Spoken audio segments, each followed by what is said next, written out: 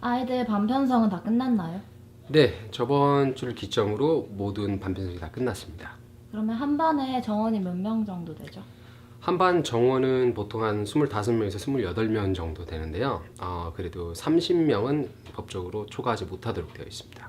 그러면 그 중에 국제학생이 몇 명 정도 있어요? 국제학생이 한 반에 뭐 적게는 1명, 많게는 한 3명 정도 있습니다. 캐나다에는 디비전이라는 제도가 있는데 디비전이 뭐죠? 디비전은 학교에서 이제 운영상 이제 부르기 편하도록 디비전을 학년이랑 상관없이, 그러니까 7학년들은 디비전 1, 디비전 반이 2개면 디비전 2, 그리고 또 맨 마지막에 있는 뭐 유치원이라든지 1학년들 같은 경우는 디비전 16, 뭐 17 이런 식으로 나눠 놓은 겁니다. 4학년, 5학년이 같은 반에 있는 반도 있다는데 네. 그런 반은 어떻게? 그런 반은 이렇게 스플릿 반이라고 얘기를 하고요. 그렇게 디비전으로 이제 학생들을 나눌 때 한 반 정원은 되지 않고 이제 4학년이 반 정도 초과되고 만약에 5학년이 반 정도 초과됐을 때 그렇게 묶어서 반을 편성하기도 합니다. 그러면 수업 진행 방식이 네. 4학년에 맞춰지는 건가요? 아니면 5학년에 맞춰지는 건가요? 수업 진행은 따로 됩니다. 그러니까 4학년은 4학년 과정을, 5학년은 5학년 과정을. 근데 일부 이제 학생들 같은 경우는 본인이 이제 4학년에 편입이 되어 있긴 하지만 뭐 수학이라든지 이런 과목들에 너무 쉽다. 특히 우리 한국에서 온 학생들 같은 경우는 수학을 잘하기 때문에 5학년 과정을 주는 경우도 있습니다. 버디 제도라는 제도가 있던데 그건 어떤 제도죠? 버디 제도는 국제 학생들이라든지 이제 영어가 익숙치 않은 학생들이 왔을 때 친구를 한 명 붙여줘가지고 학교 생활을 잘 할 수 있도록 이렇게 선생님들이 붙여주는 친구를 얘기합니다. 캐나다에 있는 선생님들과 학부모님이 상담을 정기적으로 하나요? 예, 그렇습니다. 만약에 학생이 문제가 있거나 뭐 특이사항이 있을 때는 당연히 수시로 연락을 하고 문제를 해결을 하고요.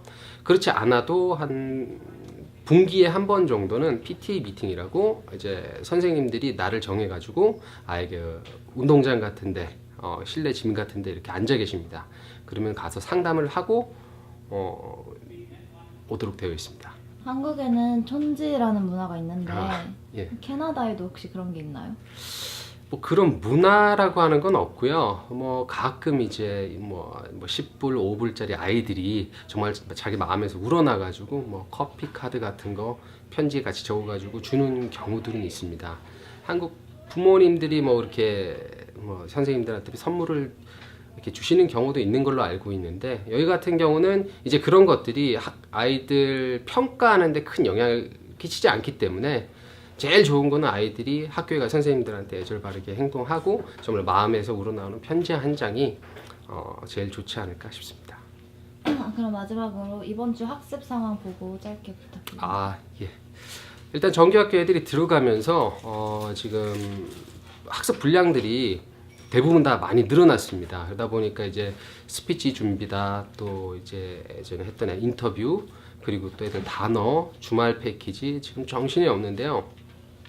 다행인 거는 아이들이 이제 서서히 적응을 하고 있다는 겁니다. 처음에 이제 단어 시험을 시작을 했을 때도 아이들이 24점 만점 중에서 이제 10점 미만으로 받는 학생들이 상당히 많았습니다.